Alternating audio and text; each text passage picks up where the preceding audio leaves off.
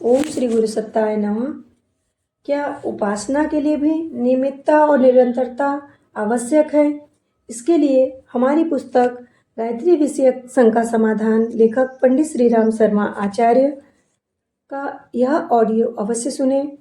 शीर्षक: नित्य उपासना से अधिक लाभ। प्रतिदिन प्रातः सायं नियमित रूप से गायत्री उपासना का विधान है। उस नियमितता में कोई व्यतिरेक नहीं आने देना चाहिए। तन्मयता और एकाग्रता तो उपासना को सर्वांगपूर्ण बनाने के लिए अनिवार्य है ही, पर इतने मात्र से ही आत्मकल्याण की आवश्यकता पूरी नहीं हो जाती। स्वास्थ्य संरक्षण के दिन में 2 या 3 बार भोजन करते हैं।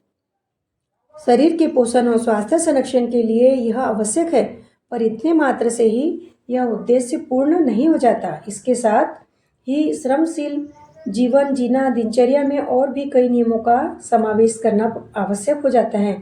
यदि इन आवश्यक बातों का ध्यान न रखा गया हो तो कितना ही पौष्टिक भोजन किया जाए, उससे पोषण और स्वास्थ्य संरक्षण की आवश्यकता पूरी नहीं होती।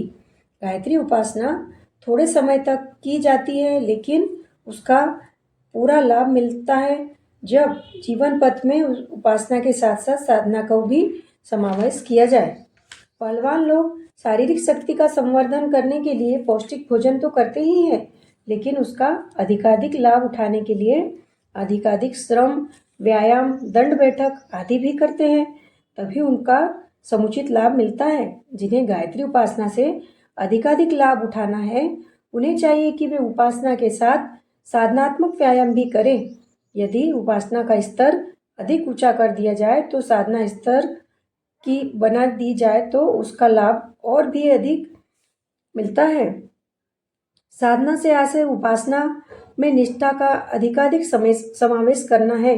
निष्ठा का समावेश संकल्प, दृढ़ता, अनुशासन और नियमितता के रूप में चरितार्थ होता है।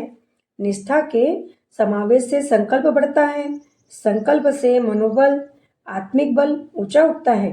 यह मनोबल, संकल्प, दृढ़ता, समन्वित निष्ठा साधक को कठोर अनुशासन में रहने के लिए प्रेरित और बाध्य करती है। यह अनुशासन नियमानुवर्ती ही तपश्चर्या कहलाती है। अनुष्ठान साधनाओं में इन्हीं बातों का विशेष रूप से आवश्यकता पड़ती है, और यदि नियमित साधना में भी इन विशेषताओं का समावेश कर लिया जाए तो वह सामान्य उपासना क्रम भी अनुष्ठान स्तर का बन जाता है।